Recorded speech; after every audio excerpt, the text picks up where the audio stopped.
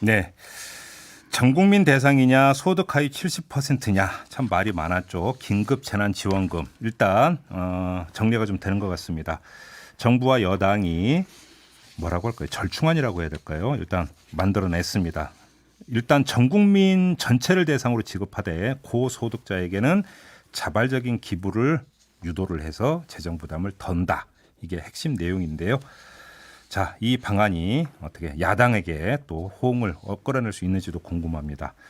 더불어민주당의 원내 대변인을 맡고 있는 박찬대 의원 모시고 한번 좀 자세한 이야기 나눠보도록 하겠습니다. 어서 오십시오, 의원님. 네, 안녕하세요. 네, 지금 제가 잠깐 소개해드렸는데 맞게 소개한 거 맞습니까? 예, 조금 더 추가 설명할 부분이 네, 있습니다. 네, 말씀해 주세요. 네, 일단 뭐 고소득자에게 자발적 기부를 받는다라고 했는데 고소득자를 사실 한정하고 있지는 않아요.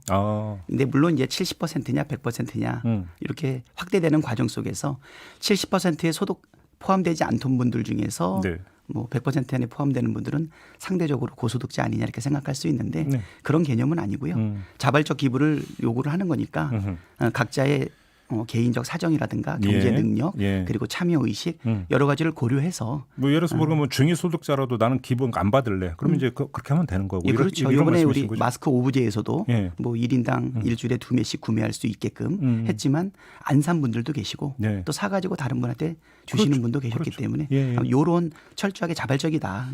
고소득자로 한정하지 않았고 네. 또 고소득자가 누구냐 이렇게 정의 내리지 않았다. 알겠습니다. 그거만, 그러면 네. 일단 아주 간단히 정리하기 위해서 아주 극단적인 경우 근데 나 그냥 받을래 하면 한 명도 안 빠지고 다 받으려면 전 국민에게 지급하는 거죠. 원칙. 그렇죠. 자, 그러면 여기서 궁금한 게 재원은 네. 지금 정부가 국회에 제출한 추경안이 있지 않습니까? 네, 이게 네. 수정안이 안 나오고 그냥 그대로 가는 겁니까? 예, 그렇습니다. 여태까지 추경안은 이게 수정안이 나간 전례가 한 번도 없고요. 예. 제가 알기로는 그래서 지금 절차 자체는 그렇습니다. 이미 선거 기간 중에 정부가 추경안을 사실은 마련을 했고 네. 그다음에 제출을 하지 않았습니까? 그러면 그다음에는 이제 국회의 심의 과정을 거치도록 되어 있어요. 근데 제가 이 질문을 드린 이유가 네. 조금 전에 물론 이제 이런 경우는 없을 거라고 생각을 하지만 극단적으로 국민 모두가 다 받을래 하면 지금 추경안에서 마련한 재원 갖고는 안 되는 거잖아요. 그때는 어떻게 되는 겁니까? 그러면 지금도 어차피 이게 30%를 올리게 된다 그러면 지금 70%까지는 국채를 발행하지 않고 긴급하게 여기저기 다 이렇게 만들어서 네. 마련해 가지고 하는 예. 걸로 예상이 되고 있고요. 예. 30%가 올라가게 되면 사실은 국채 발행은 있어야 되겠죠. 그러면 이게 지금 절차가 지금 미국 같은 경우는 국세청에 등록된 개인 계좌로 전부 다 현금을 쏴줬잖아요. 네, 근데 네. 그런 방식이 아니라 그럼 일단 신청을 받는 절차를 거치게 되는 겁니까? 그렇죠. 네. 그래서 그러니까 신청 들어오는 걸 봐서 만약에 정말로 추경이 더 필요하다면 그때 아닙니다. 이거는 세입과 세출을 각각 구별해서 해야 된다고 저는 생각이 되는데요. 물론 구체적인 방안에 대해서 지급 방식이라든가 내용은 기재부하고 디테일하게 더 심의하는 과정 속에서 논의되겠지만 네.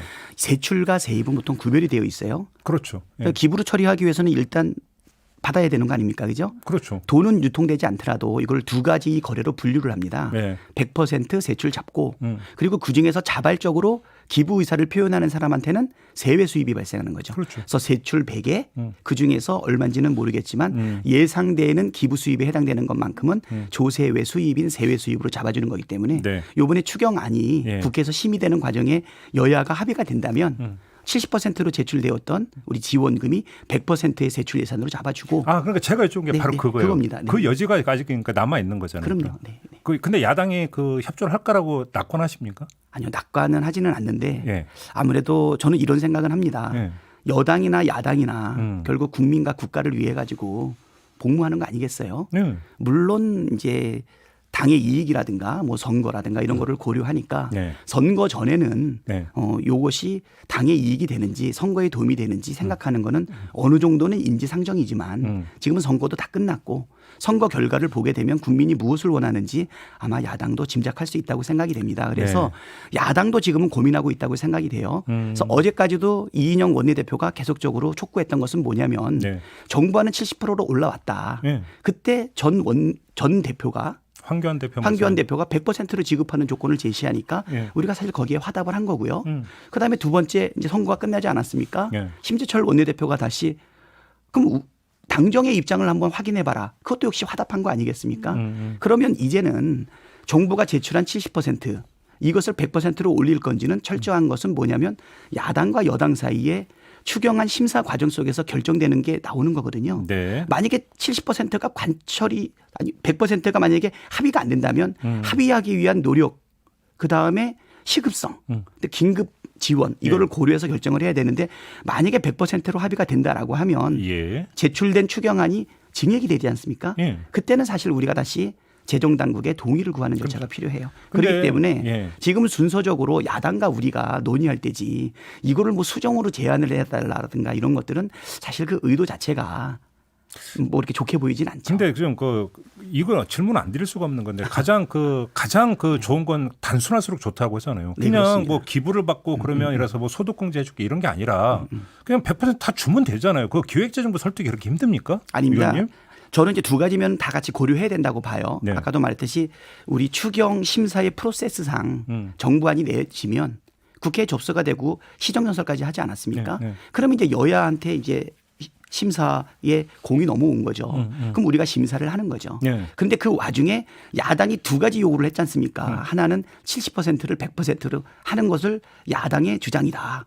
두 번째, 근데 우리가 그럼 100% 받겠다 그랬더니 약간 말이 바뀐 거 아닙니까? 네. 아니 정부는 70%라고 하는데 왜 우리는 100%냐? 거기에 또 이제 김재원 예결위원장이 한마디 더 던졌죠. 네. 둘이 합의하고 와라.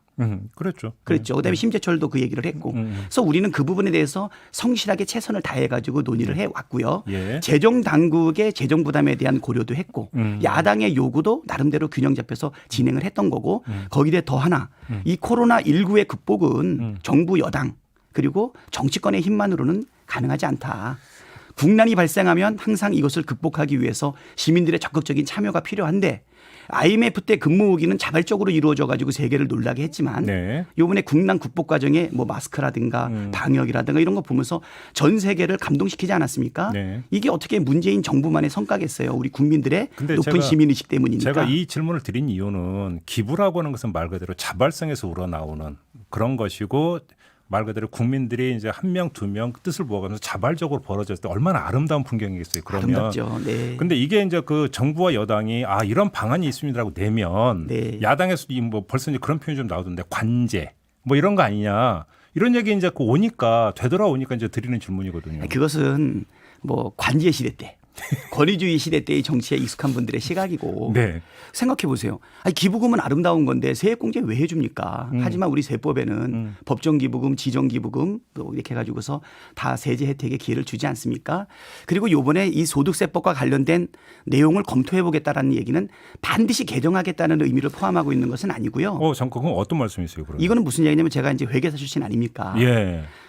법정기부금의 그 세법적 정의는 뭐가 있냐면 국가나 지방자치단체를 대상으로 기부하는 경우는 법정기부금으로 분류가 돼 있어요. 예. 그러니까 이게 포괄적으로 정의를 해놓은 거죠.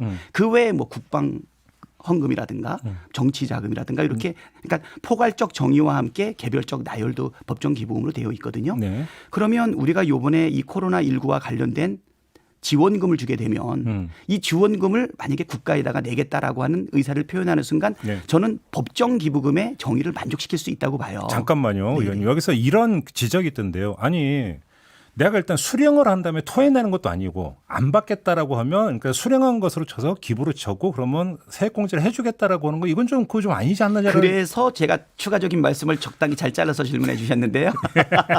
무슨 얘기냐면 그러니까 포괄적인 정의와 내용에는 국가에다가 기부 의사 그리고 실질적으로 기부에 해당되는 실질적인 행위가 있게 되면 네. 법정기부금으로 분류한 데는 저는 전문가로서 문제가 없다고 생각하는데 네. 절차상에서 해석이 필요하다는 거죠. 네, 말씀대로 네. 받았다가 내놓는 거냐 그렇죠. 아니면 받는다는 의사 표현만으로 가능한 거냐 네. 이건 좀 해석이 필요하지 않을까요? 네. 그래서 이 부분은 기재부라든가 조세 재정당국의 정확한 해석이 필요해서 아직은- 명확하게 할 필요가 있다면 아직은 방법은 안 나온 거네요. 그럼 절차나 이런 거에 대한 구체적인 계획은 아직까지는 안 나온 아니죠. 거죠. 계획과 절차는 어느 정도 잡혔는데 네. 그것에 대한 해석적인 부분이죠. 지금 분명히 말씀하신 것처럼 받아서 준 것도 아니고 받기 전에 나는 이거 내겠다라고 하는 의사를 통한다면 네. 요것도 절차적으로 좀 일반적인 방법은 아닌데 기부금에 해당이 되느냐. 네. 이것도 기부에 해당이 된다라고 하면 사실은 세법 개정을 특별히 필요로 하진 않는데 사실 법이라고 하는 것은 조세 법률주의에 따라서 법적 근거와 해석이 명확해야 되지 않습니까? 네. 필요하다면 법을 아니면 영을 아니면 뭐 여러 가지 예규라든가 이런 걸 통해서 해석이라든가 이런 거를 할 수 있기 때문에 이걸 포괄적으로 소득세법 개정 등을 고려하는 것으로 표현했다고 저는 알겠습니다. 그렇게 해석이 돼요. 알겠습니다. 그 어제 이제 저희가 이재명 지사하고 이제 인터뷰를 했는데 이재명 지사도 어제 이제 그런 주장을 했었고 전에 이제 김상원 의원도 비슷한 어떤 주장을 했던 걸로 알고 있는데 그게 정 문제면 네. 지금 정부가 잡은 추경은 이제 중앙정부 한 7조 원 좀 넘지 않습니까? 네. 일단 그거를 그러면 추경을 통과시켜서 그 금액 범위 안에서 전 국민에게 지급을 하고 그러면 그러니까 돌아가는 돈은 약간 좀 떨어지겠지만 그리고 나중에 어떤 그 21대 국회 들어서서 다시 3차 추경에서 그러면 또 추가 지급하는 그 방안도 있지 않느냐 이런 그 안을 낸 바가 있었는데 이거는 그러면 그 정부 여당이 논의하는 과정에서 검토는 안 해보셨어요? 일단은 정부 아까도 말씀드렸듯이 프로세스상 정부가 70% 안으로 냈고 여야가 심의가 본격적으로 들어가기 전에 요구했던 부분에 대해서 네. 사실 논의하는 부분이고요. 그건 하나의 안이 될 수 있는데 저는 개인적으로 볼 때는 70%로 나눈다는 그 부분에 대한 사실 여러 가지 혼란들이 있어요. 무슨 얘기냐면 어떤 기준으로 70%를 정할 것이냐. 그렇죠. 2년 전 기준으로 할 것이냐. 지금 현재는 70% 밑으로 들어가는데 2년 전에는 80% 수준에 있었던 사람들 같은 경우는 공평하지 않다. 적당한 기준이 되지 않는다. 오히려 70%를 나눠가지고 지급하는 게 재정 부담을 고려해서 결정을 한 것이지만 그거를 시행하는 데 있어서 발생하고 있는 번거로움, 행정 부담 그리고 또 국민들 간의 논란 이런 거를 고려를 하게 되면 단계적으로 가지 말고 가능하다면 전체를 지급하는 게 바람직하고요. 전체를 지급하되 70% 재원 가지고 하자라고 하게 되면 그러면 또 이렇게 볼 수 있죠. 70% 안에 들어가는 사람이 받아야 될 부분이 100이라면 그중을 일부를 나눠야 되지 않습니까? 80으로 떨어지겠죠. 그렇죠. 그럼 그 20을 다시 그 70% 하위 소득 범위에 들어가지 않는 사람들 그 위에 있는 분들한테 나눠주는 것도 사실 이게 정당하냐라는 부분이 있기 때문에 참 어렵네요. 네. 오히려 말씀대로 심플하게 100을 다 지불하는 걸로 하되 그리고 마스크 나 필요 없다 해서 안 산 사람이 있는 것처럼 또 사서 기부한 사람이 있는 것처럼 자발적으로 시민한테 맡기면 될 거고요. 네. 또 아까 말씀했듯이 관제냐 이렇게 얘기하는 건 우리나라 국민 수준들을 좀 낮게 보는 측면이다.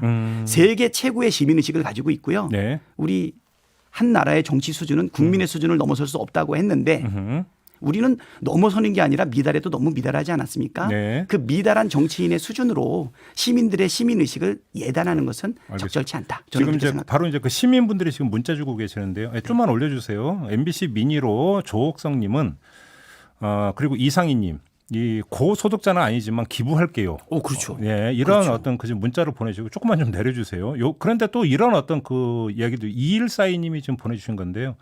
IMF 때 근무기 운동을 보면 그때 서민들의 돌반지는 많이 나왔지만 골드바는 하나도 나오지 않았다고 기억이 됩니다. 기부 너무 동화 같은 얘기 같아 보입니다. 또 이런 지적도 있습니다. IMF 97년도죠. 네. 예, 한 23년 경과했습니다. 네. 우리나라의 시민의식 이거 뭐 가난한 사람들 또는 서민들만 네. 서민들이 우리나라의 주류이지만 어쩌면 뭐 노블리스 오블리제를 실현하고자 하는 또 이렇게 20년 전에 청년이었던 분들 또 20년 전에 서민이었던 분들이 지금은 다시 상위 고소득자 계열에 들어가는 분들도 계실 수 있기 때문에 네. 우리나라의 시민의식도 같이 성장하고 있다고 봐주시면 좋지 알겠습니다. 않을까 싶습니다. 마지막으로 이 질문 안 드릴 수 없는데 이게 뭐 좋은 거냐 나쁜 거냐는 둘째 치고 일단 이 방안이 일단 국회는 통과가 돼야 되는 거 아닙니까? 예, 그렇습니다. 집행이 되려면 지금 야당하고 이야기가 근데 지금 아직 진척이 안 되고 있지 않습니까? 예, 그렇죠. 네. 이게 지금 4월 중에 그 국회 통과가 가능하겠습니까? 이거는 사실 결단만 남았다고 봅니다. 예, 무슨 예. 얘기냐면 그 지금 미래통합당이 통일된 의견을 주지 않고 있어요. 네. 그래서 우리는 뭐라고 계속 일관적으로 얘기했냐면 네. 도대체 미통당, 미래통합당의 당론이 뭐냐. 70%를 주자는 거냐, 100%를 주자는 거냐. 네. 그리고 또 김재원 예결위원장이 한 얘기는 개인적인 얘기냐 당론이냐에 대해서 분명하게 해달라라고 하는데 이분들이 답변을 안 주는 이유는 네. 사실 고민하고 있는 것 아닌가 싶어요. 그래요. 예. 그러면 그 뭐 비대위 체제가 좀 출범을 해야 뭔가 좀 당이 그러니까 정리를 해서 당론이 나올 수 있다 이렇게 봐야 되는 건가요? 근데 또 그럼 또 시간이 소요가 되잖아요. 그거는 국민 앞에서 바람직한 자세는 아니라고 봅니다. 무슨 얘기냐면 지금 야당의 상황을 이해 못하는 건 아니에요. 네. 총선 그 결과를 받아들이는데 많은 힘듦이 있을 거라고 보이지만 국민의 생명과 안전 그리고 먹고 사는 문제 이것이 당의 입장보다 더 우선돼야 되는 것은 정당인의 당연한 의무이거든요. 네. 그걸로 이유로 뒤로 무조건 미루는 것은 그것은 예, 총선 결과에 대한 국민의 명령, 그거에 대한 불복이다 이렇게 알겠습니다. 보입니다. 예. 마무리를 했는데 사실은 첫 인사 때 이 말씀을 드렸어야 했는데 당선 축하드리겠습니다. 네, 감사합니다. 네. 더불어민주당의 원내대변인을 맡고 있는 박찬대 의원과 함께했습니다. 고맙습니다. 예, 감사합니다.